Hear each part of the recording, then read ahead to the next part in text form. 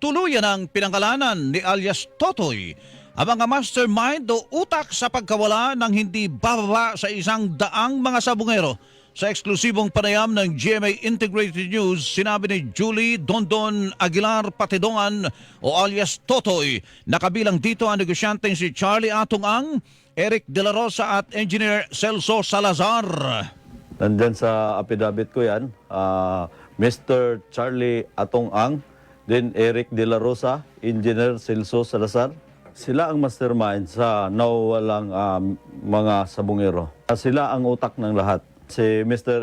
Eric De La Rosa, siya ang nagmamonitor ng mga palabas. Pag alam niya ang tsupi, pinapaalam niya kay Mr. Atong-ang, then mag-uusap sila ni Celso Salazar, then itawag sa akin na i-hold yung mga taong nagtsutsupi.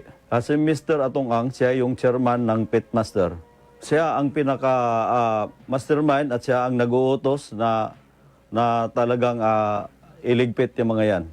Katulad ng sinabi ko, may mga taong membro ng PNP na inuutosan para kumuha doon sa binyo. Idinawit din ni Patidongan ang aktres na si Gretchen Barreto. Yung artista na yan, walang iba kundi si Miss Gretchen Barreto. 100% na may kinalaman siya at gawa na lagi sila magkasama ni Mr. Atong-ang. Ang panawagan ko lang sa kanya, para naman medyo maano siya, makipagtulungan na lang siya sa akin. Ayon kay Patidongan, siya ang hepe ng security agency na may hawak na mga farm at mga sabungan ni Ang. 15 taon na siyang nagtatrabaho sa kampo ni Ang na nagsimula bilang bodyguard hanggang sa marating ang posisyon bilang chief security. Isa siya sa 6 na kinasuhan sa pagkawala ng mga sabungero. Sa totoo lang, wala akong kinalaman dyan at isa lang akong utosan niya na bilang farm manager. Ayon kay Patidongan, nagpasya siyang lumantad dahil malakas ang tiwala niya sa bagong liderato ng pambansang pulisya. Sa mga taong nagtaka, bakit ngayon lang ako lumutang? Ngayon, lumutang ako dahil alam ko ang pinagkatiwalaan kong tao na ang ating PNP chief na si General Torre.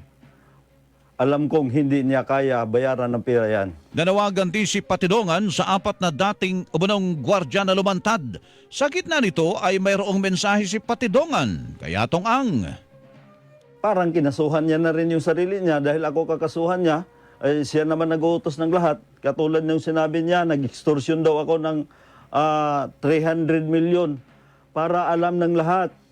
Hindi ko kayang tanggapin yung pera niya. At saka Mr. Atong-ang, sabi na nga ng mga matatanda na huwag ka na magtago sa palda ng nanay mo. Binigyan mo ako ng papel na para pirmahan ko, yung recantation ba yun, na binigay mo sa akin, kapalit ng pera. Sabi ko, hindi ko kayang tanggapin yan dahil buhay ko at buhay ng pamilya ang nakataya dito. Ang tinig ni Julie Dondon Aguilar Patidongan alias Totoy.